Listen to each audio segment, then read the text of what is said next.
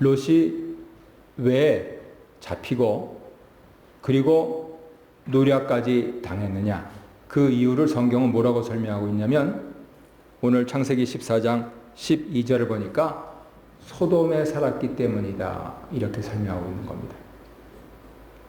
아주 이유는 간단명료합니다.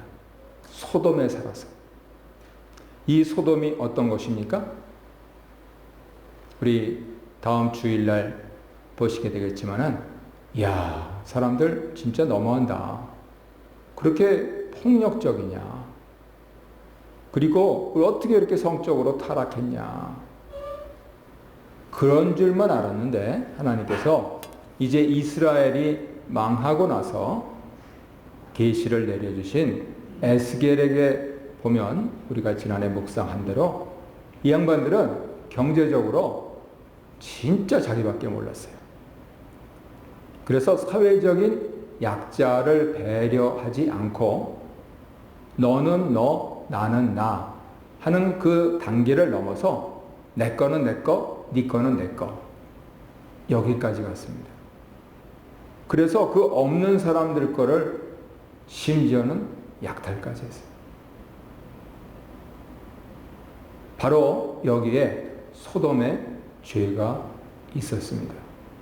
그래서 오늘날까지도 예수님을 믿지 않는 사람들도 소돔의 죄라고 하는 그 표현을 합니다.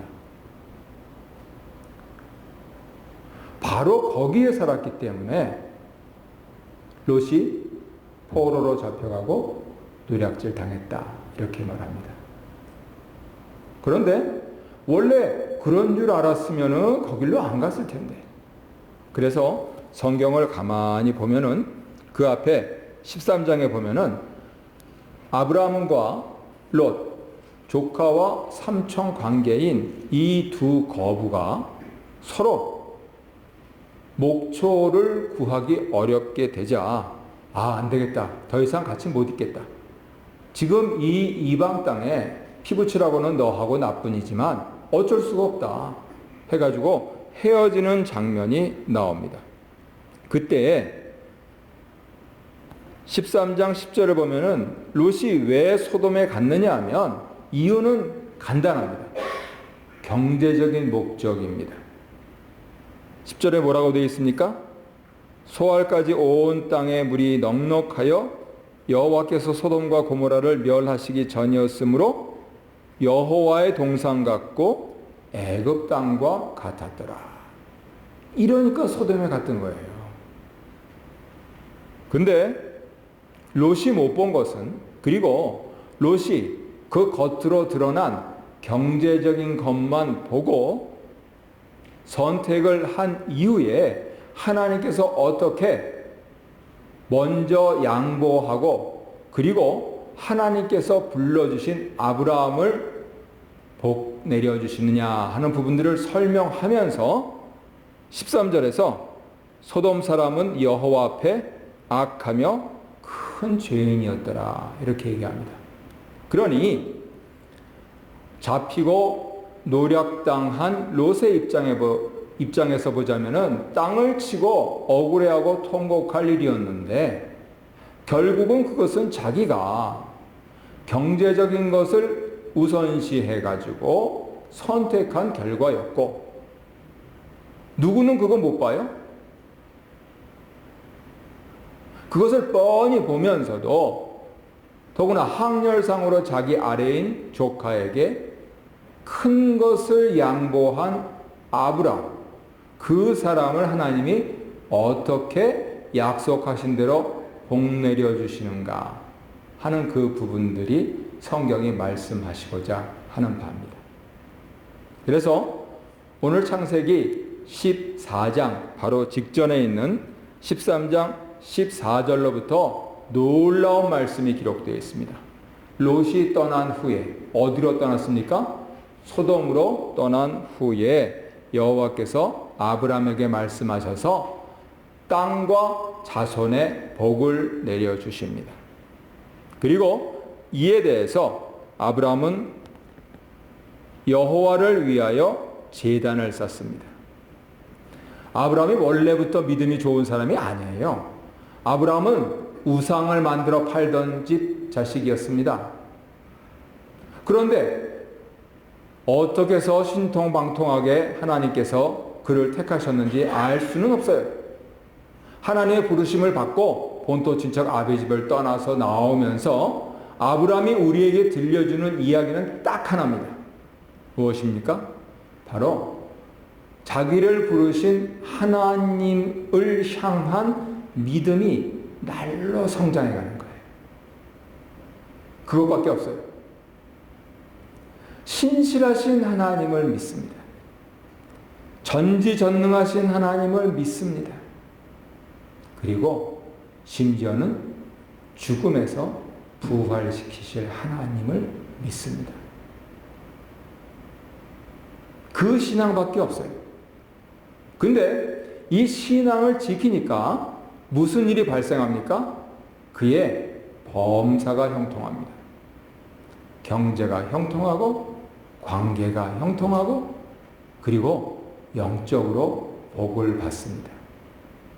오늘 그러한 가운데 여호와를 위하여 제단을 쌓으면서 나를 부르시고 나에게 복을 내려주시는 분이 이분이시구나 하는 것을 알아가는 아브라함이 무엇을 어떻게 행했는가 하는 것을 당시의 국제 정세를 통해서 우리에게 말씀을 해 주시고 있는 겁니다. 창세기 14장 1절을 보면은 이제 국제전이 벌어지는데 큰 나라 동맹군 4나라 왕이 작은 나라 5나라 연합군을 침공하러 내려온다 하는 게 14장 첫머리입니다. 그 이유를 설명하는데 간단합니다. 경제적인 문제입니다. 작은 나라 5 왕들이 심지어는 이름도 알지 못하는 그 왕까지 포함해서 5나라 왕들이 무슨 심사를 가졌는지 12년 동안이나 조공을 바치던 관계를 단교를 해버립니다. 아니 그러면 저쪽 큰 나라에서 가만히 있겠어요? 당장에 쳐들어오겠죠. 그래서 힘을 비축했던가? 아니면 우리는 5이라고 알고 있는데 사실은 막상 부닥뜨리면 10이다 하는 뭔가 기가 막힌 전략이 있던가? 그런데 14장을 보면은 그런 거 하나도 없었어요. 오히려 조공이 끊긴 4나라 왕, 그중 가장 큰 왕이 오늘날로 얘기하면은 바벨로니아 지역에 있었던 이라크, 그쪽에 고대로부터 문명을 쌓고 있었던 엘라만 그돌라오멜 이렇게 기록이 되어 있습니다. 여기 이름도 나오잖아요. 그런데 여기는 큰 나라답게 작은 나라가 왔다 갔다 하는 부분들을 따라가지 않고 12년 동안 조공을 바치다가 13년째 조공을 안 바치니까 13년째 놔둡니다. 계속 사신을 보내겠죠. 이렇게 하지 말아라. 이렇게 하는 거 아니다. 우리 관계는 이런 관계가 아니다. 무슨 관계입니까? 조공 바치는 관계다. 하는 외교전을 펼쳤을 거예요. 그러다가 14년째 이 4나라 큰 나라 왕 동맹군이 안 되겠다 해가지고 전쟁을 일으킨 겁니다. 그러면 생각해 보세요. 이 사람들이 외교전만 펼쳤습니까? 아니고 이 친구들이 말을 안 들을 때는 적절하게 손을 봐줘야 되겠다 하여서 그 전략을 구사하고 준비하고 있었던 거죠. 그러니 창세기 14장 이 아래를 쭉 읽어 내려가면 중과 부족은 둘째치고 아예 게임이 안 됩니다. 얼마나 전력이 우세한지 혹시라도 연합군에 들어가 있을지 모르는 그 지방에 있는 소도시들은 다 섬멸하면서 내려오는데 이게 왜 중요하냐면요. 전쟁을 하려면 제일 중요한 요소가 상승세를 타야 되는 거예요. 그렇잖아요. 한쪽은 올라가는 기세고 한쪽은 내려가는 기세인데 그 전쟁은 뻔한 거잖아요. 그래서 자기네들의 동맹군의 상승세를 위해서 그 별로 신경 안 써도 되는 데를 다 신경 쓰면서 전략 안에 있는 거지요. 그러면서 휩쓸고 내려옵니다. 그리고 나서 이 다섯 나라 왕이 부랴부랴 방비채비를 갖추고 시딤 골짜기라고 역청 구덩이가 있었던 그곳에 염해에 오는데 게임이 안 되는 겁니다. 그래서 왕들이 걸음아 날 살려라 하고 도망쳤다. 그리고 소돔에 거했기에 롯은 사로잡히고 약탈당했다. 이렇게 설명하고 있는 겁니다. 그래서 우리가 주의 깊게 왜 성경이 이런 얘기를 우리에게 전해주고 있는가 하는 점들을 살펴보아야 합니다. 롯이 왜 소돔을 택했는가? 경제적인 문제였습니다. 그런데 소돔 왕은 왜 그렇게 어처구니 없는 일을 했는가? 그건 역시 경제적인 이유 때문이었습니다. 단견으로는 조공 바치는 게 아까워서. 하지만은 그 근본 성품이 아주 모든 것의 기준이 이 경제에 있었기 때문이죠. 그것을 어떻게 알 수 있느냐 하면 이 경제적인 부분은 둘째 치고 나를 부르신 하나님을 중심으로 제단을 쌓고 하나님을 알아가는 데 치중했던 아브라함에게 자기의 유일한 혈육인 롯이 잡혀갔다는 첩보가 입수되자 아브라함이 무슨 일을 합니까? 처음에는 자기 혼자는 어떻게 나라들이 동맹을 맺은 것을 자기 혼자 쳐보세요. 말이 안 되는 소리죠.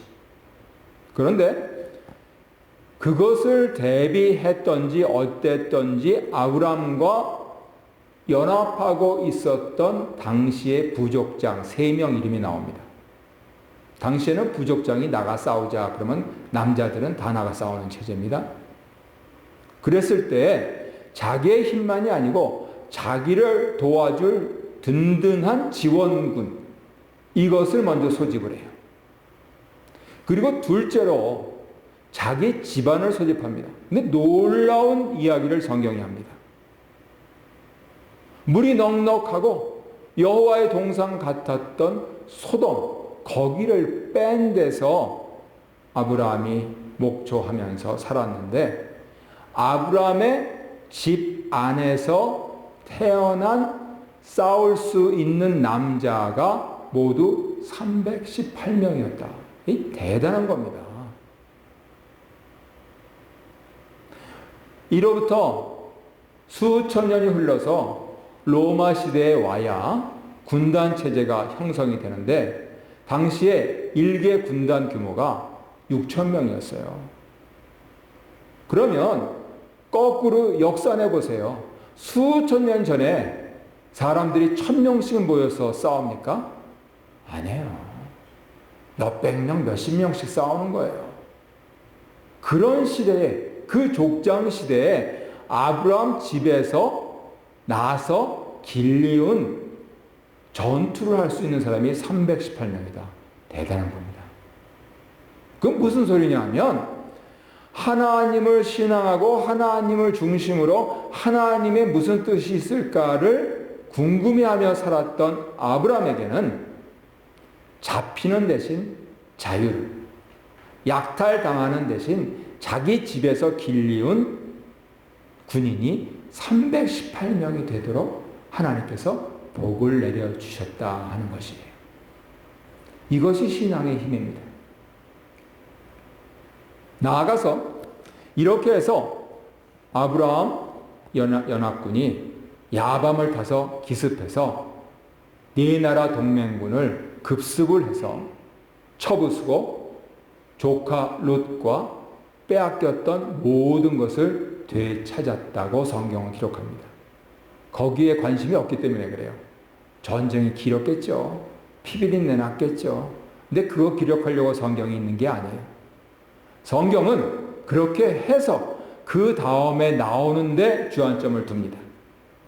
소돔에 거했기 때문에 잡히고 약탈당할 롯, 이 사람과 대비되는 아브람, 아무것도 안 하는 것 같았는데 연합전선을 구축해놓고 자기 집에서 유비무환을 했던 이 사람, 그리고 끝내 승리했던 이 사람에게 두 왕이 나왔다, 이렇게 설명합니다. 내일 보시게 될 겁니다. 처음 나온 왕이 소돔 왕이에요. 두 번째 나온 왕이 예루살렘 왕입니다. 그런데 성경은 예루살렘 왕을 먼저 기록합니다. 이 예루살렘 왕은 저 뒤에 신약에서 히브리서 기자가 아들 같다, 하나님의 아들 같다, 아들이면 아버지가 있어야지. 근데 아버지도 없고 어머니도 없다, 그리고 죽음도 없다 하면서 우리 예수님이 이 멜기세덱의 반차를 따른 유일한 왕이며 제사장이다 할 때 거명했던 바로 그분입니다. 그런데 이 멜기세덱이 아브라함에게 와서 하는 게 하나밖에 없습니다. 무엇입니까? 먼저 떡과 포도주를 가지고 와서, 우리가 성찬할 때 그렇게 하지요. 우리의 우정을 확인하고, 그리고 단 하나, 아브라함으로 하여금 승리하게 하신 천지의 주제이신 하나님을 찬양합니다. 천지의 주제이신 하나님을 찬양합니다. 그거 하나만 합니다. 그렇습니다. 하나님을 신앙하는 사람들이 할 일은 하나밖에 없어요. 우리로 승리케 하시는 하나님을 찬양하는 것입니다. 오는 일주일의 삶 속에서 여러 가지 우수 사례가 있을 때에 우리로 하여금 승리하게 하실 분은 하나님 한 분밖에 없다 하는 그것을 찬양하는 것입니다. 그래서 이 사람은 저 뒤에 신약에까지 기록이 됩니다. 문제는 소돔 왕이, 그것도 자기가 먼저 와가지고 찬스를 놓친 소돔 왕이 하는 말입니다. 그래서 이 사람이 온통 관심이 경제밖에 없다는 거예요. 살렘 왕 멜기세덱이 하나님을 찬양하자 승리자인 아브라함은 전리품 가운데 예를 따라 그에게 10분의 1을 줍니다. 그래서 이것은 이후에 이스라엘의 전통이 됩니다. 왕과 제사장에게는 10분의 1을 드리는 전통이 수립됩니다. 그것을 가만히 와서 보고 있으니까 자기는 전략도 없어요. 계획도 없어요. 왜 그랬는지 모르지만 조공도 안 바쳤어요. 그리고 다 뺏겼어요. 어느 정도로까지 뺏겼냐? 자기의 밑에 거주하고 있던 이방인까지 뺏겼어요. 세상에 무슨 이런 왕이 있습니까? 그래도 마음 한구석에서는 욕심이 일어납니다. 아, 나도 왕이니까 나도 이제 좀 뭔가 받을 수 있겠구나. 그래가지고 무슨 얘기를 합니까? 이렇게 하면서 아브라함에게 명령합니다. 승리했다고? 잘했네. 그러면 빼앗은 건 다 네가 갖고 사람만 나한테 돌려보내라. 멋있는 말 같죠? 세상에 이런 무책임한 말이 어디 있습니까? 그 사람들을 왜 자기한테 돌려보내야 돼요? 누가 지켜줬어야 될 사람이에요? 지가 지켜줘야 될 사람이에요. 근데 왜 이런 말을 합니까? 내가 너한테 주면 그 가운데 나 10분의 1 줄 거 아니야. 요런 계산만 하고 있는 인간이니까 나라가 그 꼴이 되지요. 그래서 아브라함이 말합니다.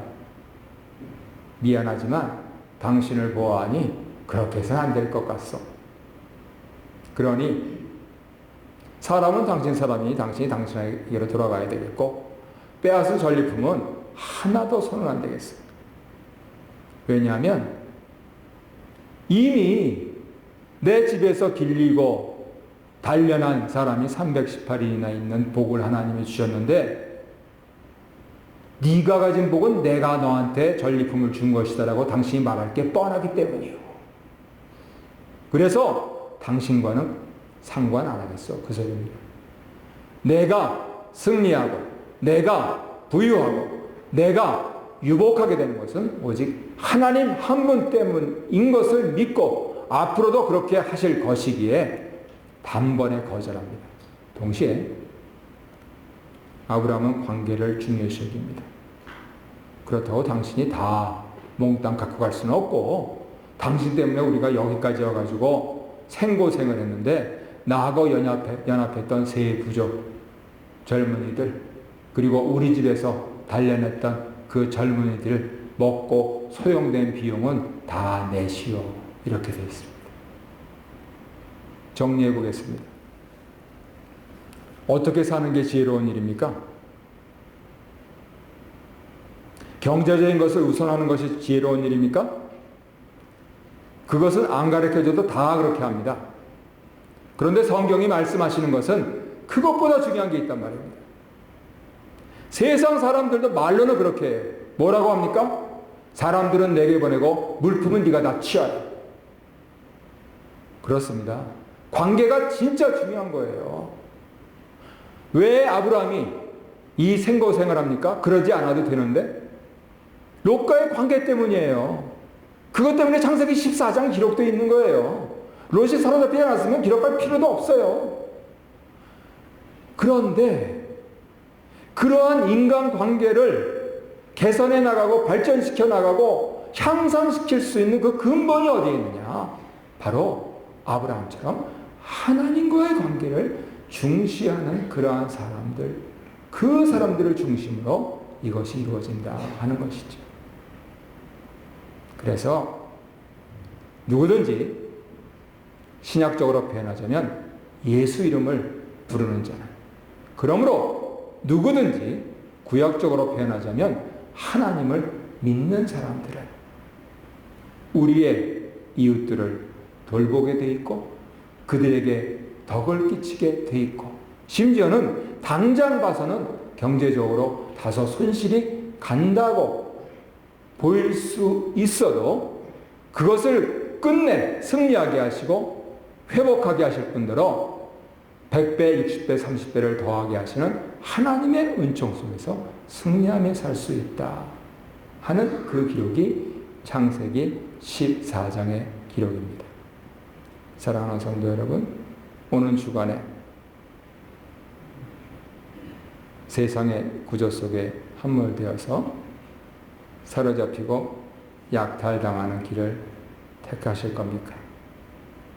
아니면 눈에 보이지 아니하시는 하나님을 의지하고 신앙하면서 나도 높아지고 남도 돕고 그래서 하나님께 영광도 돌리고 그리고 나는 깨닫지 못했는데 뒤를 돌아보니까 유복하게 하시는 그러한 삶을 사실 것입니까?